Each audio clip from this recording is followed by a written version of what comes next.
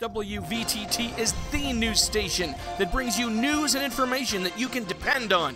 We are first, fast, and accurate, bringing you the only local television news in the Twin Tiers. WVTT, depend on it. Clear and cold overnight as we take our first look at the WVTT Severe Weather Action Team forecast. Low temperature, 26 degrees, Alexa. But it looks like this week could get a bit of a warm-up. We'll have full weather details next here on WVTT.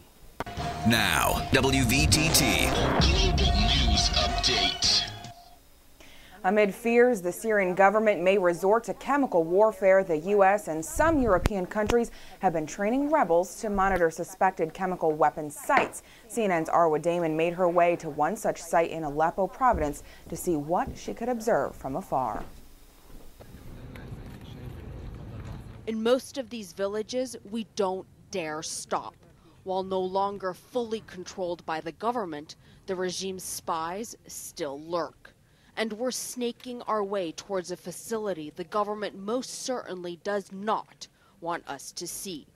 A site that multiple sources on the ground say is where the Assad regime produces chemical weapons, a place called the Scientific Research Facility. To the southeast of Aleppo lies the town of El Safire.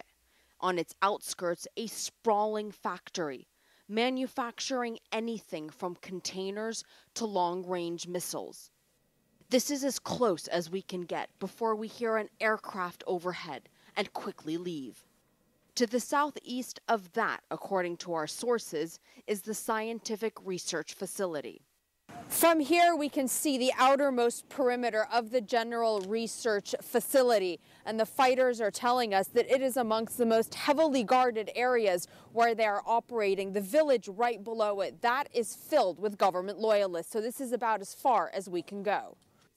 Abu Ubaida commands the Dir al-Shahba brigade that has fighters surrounding the facility, tasked by his commanders with isolating but not attacking it.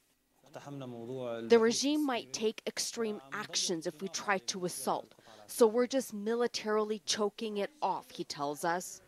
On all sides, it is surrounded by rolling hills. We're being escorted by a defected soldier who worked on the inside and a rebel fighter from the area.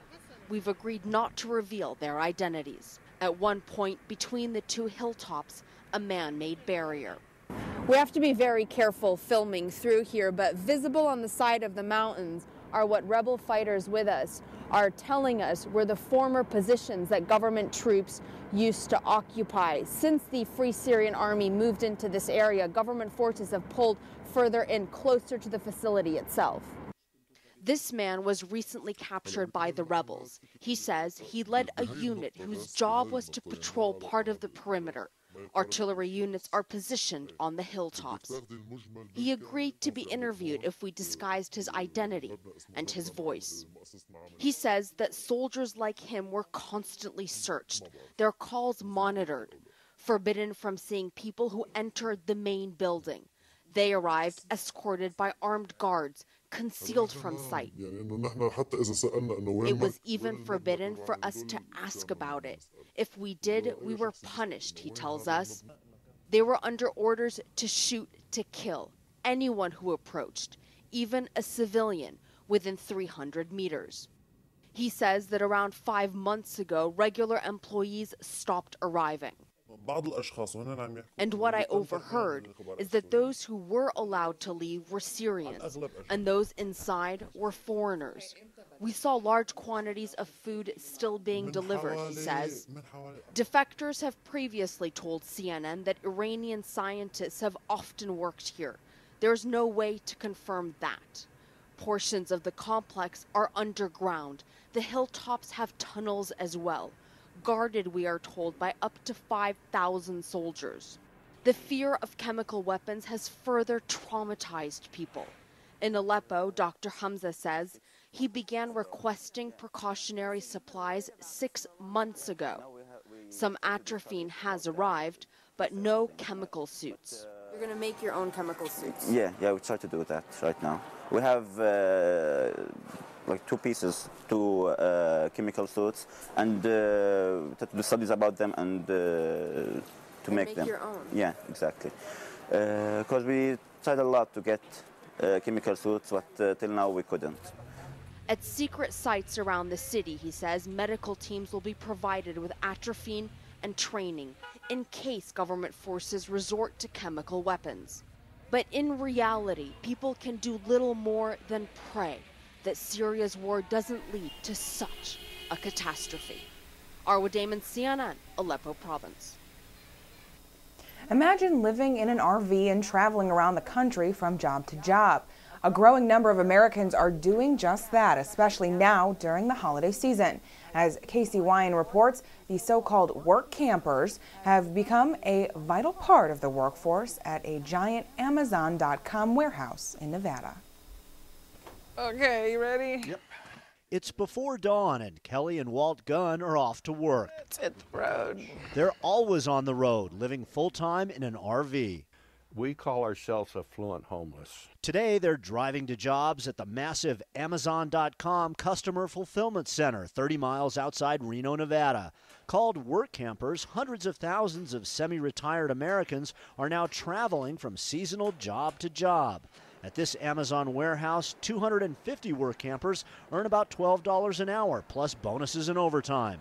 The company pays for their spot at the RV park and attracts workers from all over the country, many earning extra spending money or financing vacations. It's far more economical to live this way than it is in a stick house. Just the insurance alone and taxes on property and so forth. 73-year-old Walt unpacks and checks merchandise from Amazon vendors. The products are then moved to shelves where pickers like Kelly, 52, gather them for packing and shipping worldwide.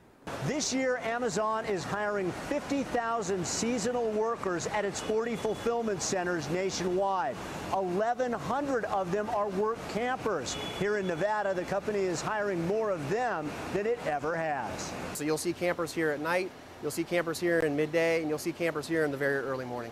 We wondered if older, semi-retired workers could be as productive as their younger counterparts in fast-paced, demanding jobs like these. Well, I'll tell you what, we bring them back every year. We want them to come every year, and we're trying to grow the program as much as possible. And that, I think, is a testament to how much we want them here in the building. Biggest thing is being on your feet for, 10 hours a day or 12 hours a day. But after a couple weeks, you get used to that. We'd crawl in the door the first couple weeks. A small but growing number of work campers are younger, forced out of jobs by the recession. With the economy the way it is, they have to work. They're too young for Social Security, so they have no retirement. When the economy dropped, they pretty much lost everything that they had, and so now they go from job to job. It has its drawbacks, such as the chance you may be parked for weeks next to someone on the opposite end of the political spectrum. But among the benefits, if you don't like it, you can easily leave. Casey Wyan, CNN, Fernley, Nevada. Well, holiday shoppers ran for their lives Tuesday when a gunman started shooting at a mall near Portland, Oregon. 3 people are dead tonight, including the gunman. Natasha Lance has our story. A chaotic scene at the Clackamas Town Center Mall near Portland, Oregon.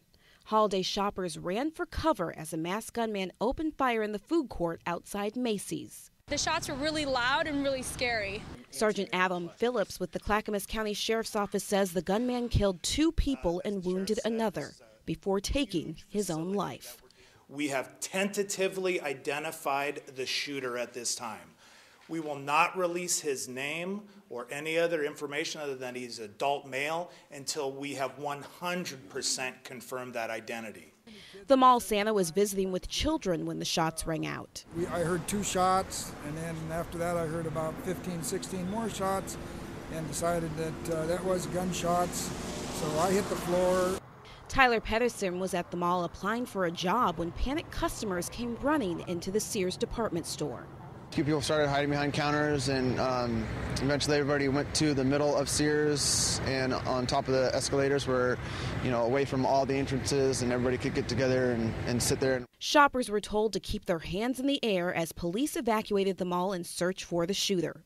Outside the mall, police talked with witnesses to piece together what happened. You get 10 different people who saw the same incident, and they're going to give you 10 different versions of it. The mall will be closed today as the police investigation continues. I'm Natasha Lance reporting. Let's take a look now at WVTT's Wall Street wrap-up. The Dow closed down almost 3 points, NASDAQ was down almost 9 points, and the S&P was up 0.64 points. Sports and weather are next. You're not going to want to miss it. Keep it here on News Channel 25 WVTT.